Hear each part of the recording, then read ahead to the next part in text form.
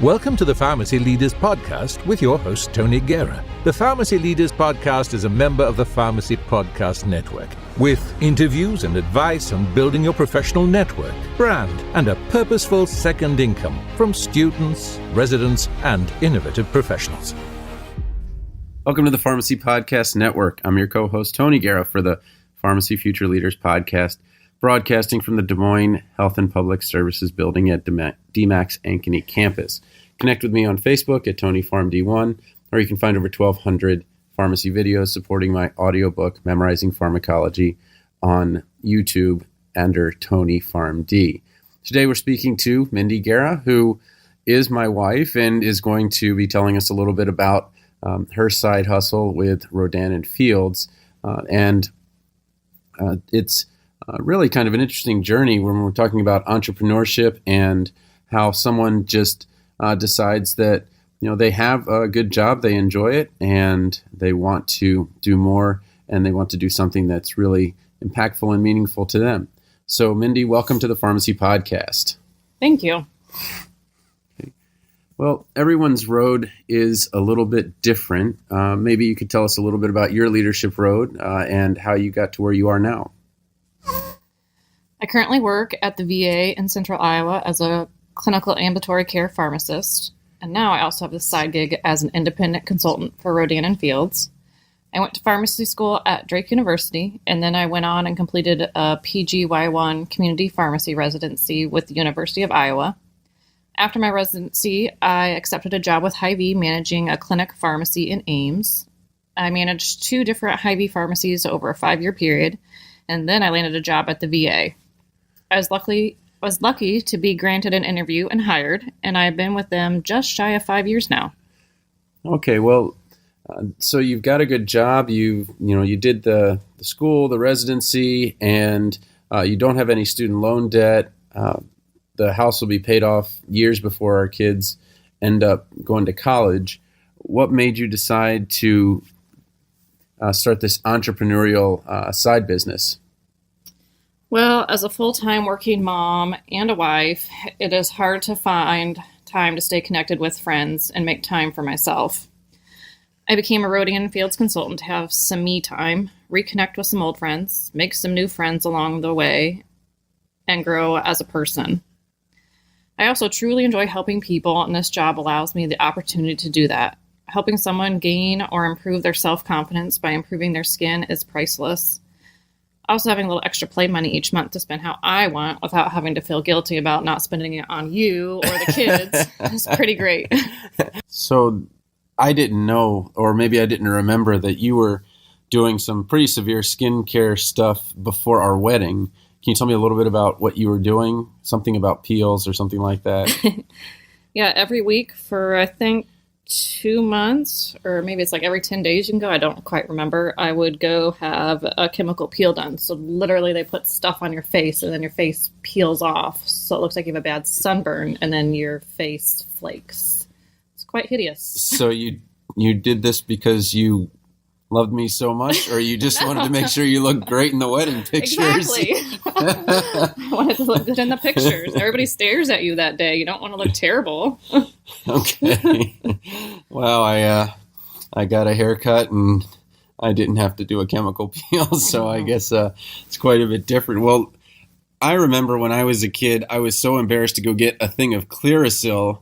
I did it under cover of darkness. I paid with my own money and I put it on, and the acne went away. But you had actually a much different or much more difficult experience with skin when you were younger. Tell me a little bit about that. I think ever since I hit puberty, I've struggled with acne breakouts, and then I can't keep from touching my face, so then my acne scars.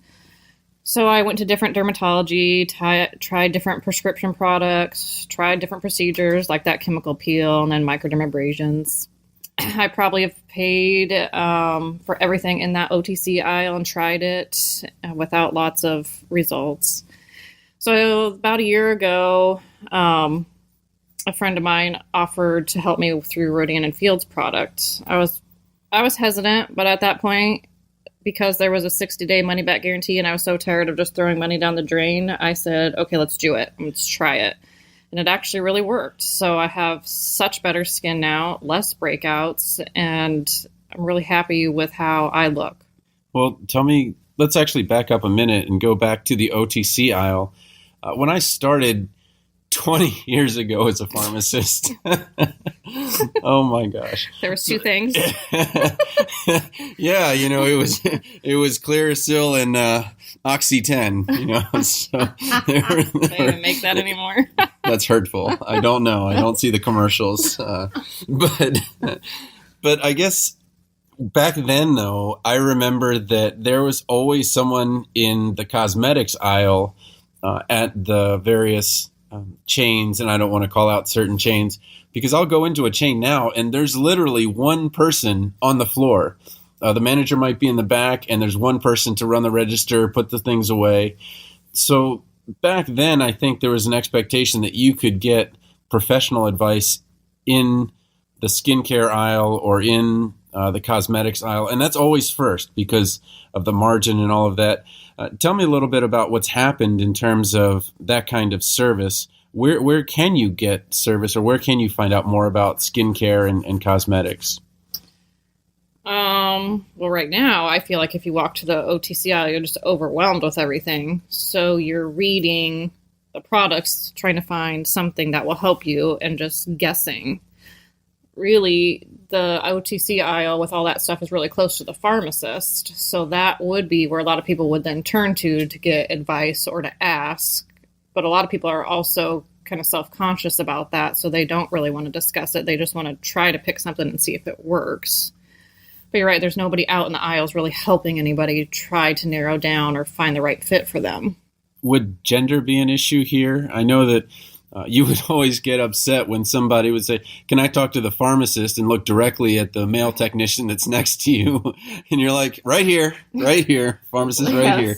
But if you went into the aisle and you saw there was maybe a male pharmacist, would you be less inclined to talk to that person? Or would you, because even if you did come to me, I don't know that I could give you much advice. Because I just don't remember being trained in it. This might be an area where girls might actually be better at advising just because we've used these products. Most men barely wash their face, maybe use some lotion, but they're not going to know. They'll know how these things are supposed to work, but they're not going to necessarily know what the girl might be looking for in a way that could relate to her. So tell me a little bit about how I didn't really understand the divide between skincare and cosmetics, and how if you do one first, you actually don't even need the other, or you hopefully don't need the other. So can you explain how skincare comes first, cosmetics comes second? I know some people enjoy cosmetics and some people don't. Can you explain how that works? Yep. So if you have a good skincare regimen or good skin, or can fix the problems that are actually going on, cosmetics are not necessarily needed anymore. So cosmetics are generally the things that we think of to cover our face and to hide any blemishes. So that'd be like your powders, your foundations. But if you actually fix the problem and you don't actually enjoy wearing that stuff, I do not enjoy putting foundation on. I don't wear that anymore, which is awesome. So tell me a little bit about, many of the listeners that we have are pharmacy owners. I know one female pharmacy owner and most of the others are men.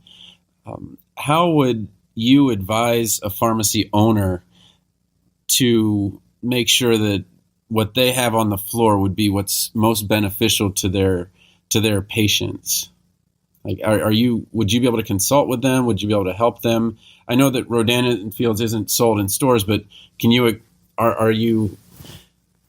you give me, like, let's say I owned a pharmacy, could you go through it and like just kind of explain how things work?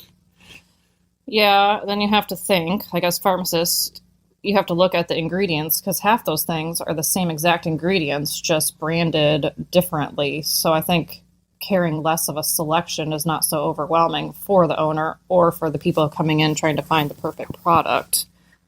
So I think narrowing down the search and then have somebody familiar with all those items that could actually help them and talk to them about what those things are supposed to do. So tell me a little bit about Rodan and Fields, kind of your journey.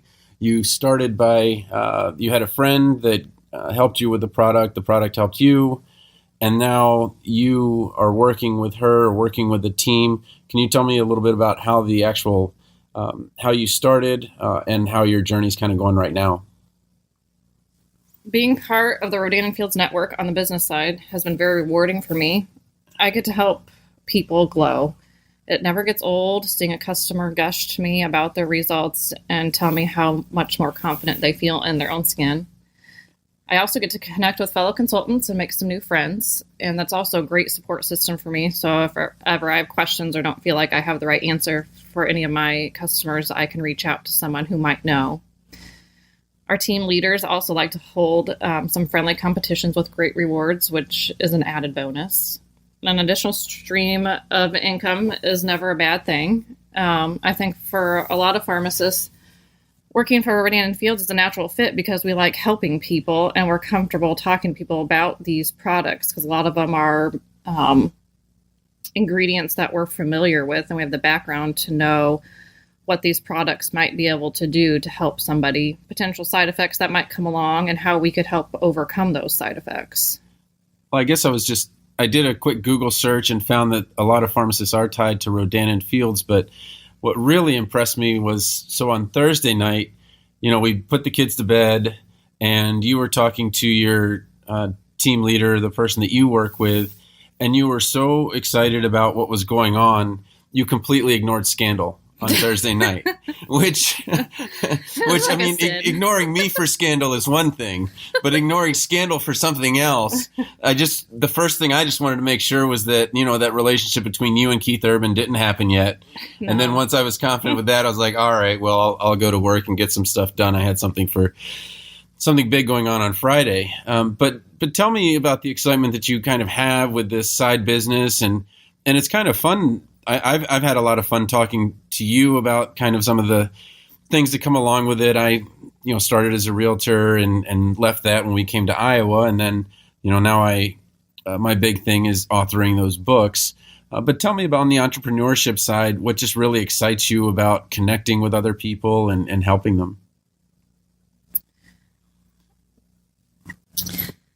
What gets me excited is, one, this is like me time where I can have a break from me. Yes. You can have a break from me. I can have a break from you. So the kids are down, and maybe you should have let me know I know that I should have gone down too. Yeah. All of you go to bed.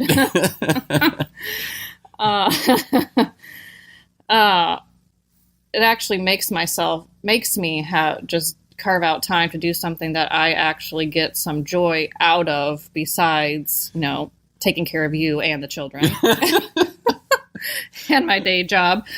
But otherwise, before I started doing this, after the kids would go to bed, then I would start cleaning, getting ready for the next day, never doing anything really for me. So this allows me, even if I just do it for 5-10 minutes, it's sit down, quiet time where I'm just can focus in on me and trying to help somebody else. Because truly, if I find somebody and I can help them and I see that they're excited about it and then I see the results, that brings me such great joy that I know that I'm doing the right thing. We went out to our 10th wedding anniversary dinner and ended up finding out that Pauly Shore was at the Funny Bone. And while we're sitting there, I kind of learned a lot about that. I can't believe I didn't know. I mean, we've been married for 10 years, but that almost 45 minutes of your day after you come home is burnt up by making dinner. So it seems like if you made enough money doing this, there's a lot of things that you could maybe pay for time-wise so that the first 2 hours of the day before you go, you could spend with the kids, and then the 2 hours after would be much more productive and less those kind of things that kind of bring you down. What are your goals with Rodan and Fields? Right now, it just seems like you're just kind of enjoying yourself. you told me about the equation for how much money you make, and that that you're like, you know what, I don't know. It sounds like that's good that, your focus is so much on the patient or the customer that you don't even really worry about the money, but the money seems to follow. So what are your goals maybe in the next year? If I could hire a chef, that's a little ambitious, but that would be amazing. Well, even for them to come in for a day, right, and make all the meals for the week? Right. Yes. If I could have just food prep and ready to go, that's something that the kids would actually eat and not have to fight with them every night on what's for dinner would be amazing. Anything that could help me not have to do stuff that I'm not really enjoying and it's taking time away from the kids, which I feel like I already don't get to spend a lot of time with them working full time, is an added bonus. So I guess how would you recommend somebody get involved in this? Do they just call you? Do they just how does it work for someone to kind of dip the toe in the water? Because a lot of times many people are afraid you're going to, as soon as you get on their email list or as soon as you become friends with them on Facebook, you're just going to start hounding them until they become part of your network. And I think that's a genuine fear that they're going to have. Tell me a little bit about how you start with a customer and how that relationship either works or doesn't work, how time comes to fruition. So I just reach out to people, tell them about Rodan and Fields in general, and then I just talk to them about how I love what I'm using, I love the business, and I just ask if they'd be interested in learning more. And if they're interested in learning more, I kind of find out what might be a good fit with them, if it's the business side, it's the product side, if it's both. If they don't respond, I try to reach out again, and I send a message saying I have a no hounding policy. I'm not here. We will be getting a dog soon, but there's a no hounding policy. Yes, my goal is not to push it on people or put people off or be like, oh God, Mindy's sending me another message, I need to block her. That's not what I'm going for. So if you flat out say, don't bother me ever again, fine, that's fine. And it's a different fine. When you say fine to me, it's never been fine. Fine. Fine.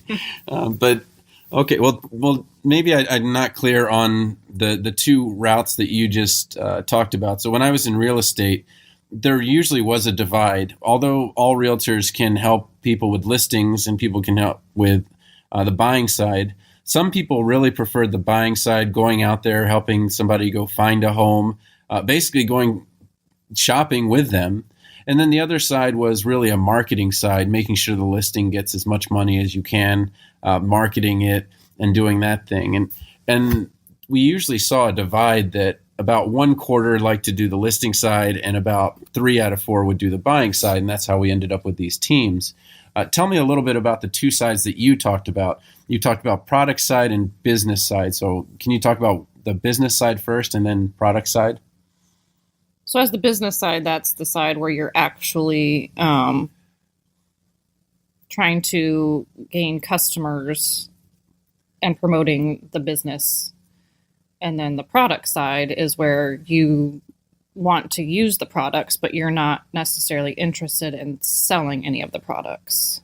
And then so you would kind of talk to the person and maybe they don't know. Maybe they're shy. We know that the pharmacy community is significant number of introverts. I've talked about this before where there's just not a lot of people that make it through organic chemistry that had amazing social lives. There's a bit of introversion that you have to have if you're going to spend that much time studying. So tell me a little bit about, let's say I'm just too scared or I'm an introvert. Can I be successful as an introvert doing these kinds of businesses? Because I think that tends to be a real concern or fear. Yeah, I'm a definite introvert. I mean, if we went out, if I went out by myself, I could never make a friend. But if I'm with you, we can make friends with the whole room. So. I'm chatty. Yeah. I mean, you could make friends with the door. I can't. So yes, it pushes me out of my comfort zone, which is a good thing because I don't mean to necessarily be shy. That's just my natural response. But this actually pushes me out to talk to people. because I do like talking to people. I just, for some reason or other, I just clam up instead. So this gives me a reason to reach out and to go outside of my comfort zone. Well, in terms of someone that I would want as a pharmacist, sometimes while you have the very chatty person like me, if you want someone that is an absolute listener, that is listening to every word you say, and that really is taking things in, I feel like that would be you. So I feel like you would really take the time to listen to what concerns I had. Can you tell me a little bit about what you're listening for as someone's kind of talking about what issues they're having? Is it just, okay, I've got the solution here, I've got the solution, or does it maybe take a little bit more? Because it sounds like this is a lot more complex than, okay, you've got dry skin, you've got oily skin, you've got this concern, we can fix it with this. Right. So you're trying to find, well, I'm trying to find exactly what is bothering them, what's bringing them down, and how I could help them, whether it's kind of encouraging them that, this could help them and they might feel really great in their skin and have more confidence, or whether it's, let's prevent anything from happening. It's listening to their whole story and knowing that you're there for them to help them along the way, and you're not trying to pressure them into anything that might not work, because if it's not going to work for them, I don't want them to use it. So I guess if somebody is interested or somebody wants to learn more and get in touch with you, what's the best way for them to get in touch with you? What's your best contact information? So my email address is Guerra, which is GUERRA.Mindy, MINDY @yahoo.com. Or you could also send me a Facebook message. So I think yours is Guerra Mindy 7 or Mindy Guerra 7, something like that. You're one of a kind, but there are like 7 of you on Facebook. So, well, let me just ask you a couple of questions that I always ask at the end here. What's the best career advice that you've ever given or received? Oh,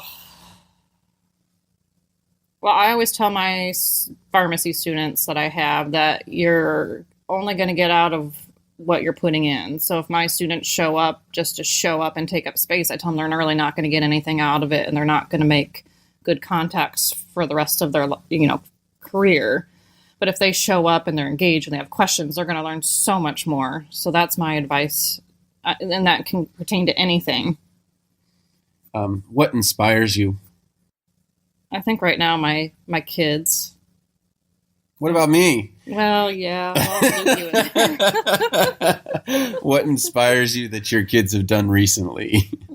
I mean, when they get along and we have so much fun, that just inspires me to be able to make time to be with them more. I feel like life is just crazy and there's not actually time that you just spend getting to know them and doing things together, which is kind of sad. So I think they inspire me to be more present with them. Yeah, well, sometimes I'll take 2 and you'll take 1, and it's like we've got 1 kid, and that's kind of fun sometimes too. Fun. You get to know them. What's your best daily ritual to keep your work on track? Are you a list person? No. I'm a multitasker, and I'm very organized. It drives me nuts when things are out of place. So I think I have a list in my head, and I get that done. And once that's done, then I feel okay. But you know me, I don't sit down until stuff's done. Well, actually, that brings up something really important. How do you convey what's most important on the list in your head to your spouse? Or what's the best way for your spouse to make sure that You can't read my mind. I've been trying. I've been trying. How can, for example, I had no idea that if I were to make lunch and dinner, or if I were to have made dinner every night for the kids and make sure that they ate, that it would make your life exponentially better. And we've been married 10 years. So obviously it'd be better if I was a good listener and an introvert than an extrovert. But what do you think for those people out there that maybe are pharmacist couples, or that are trying to get their entrepreneurship journey going, and if they just had another 45 minutes or another hour every day, they could do it? How would you convey that, or how do you, without nagging or something like that, how do how do you convey that to the spouse? Like, this is really important. If you could help me with this, then I could do this, and that would make us both happy. Yeah, I'm terrible at that because I just try to fix everything myself. It's my flaw. Okay, so it's your fault. Yes, it's my fault. Support for this episode comes from the audiobook Memorizing Pharmacology, a relaxed approach. With over 9,000 sales in the United States, United Kingdom, and Australia, it's the go-to resource to ease the pharmacology challenge. Available on Audible, iTunes, and Amazon.com, in print, ebook, and audiobook.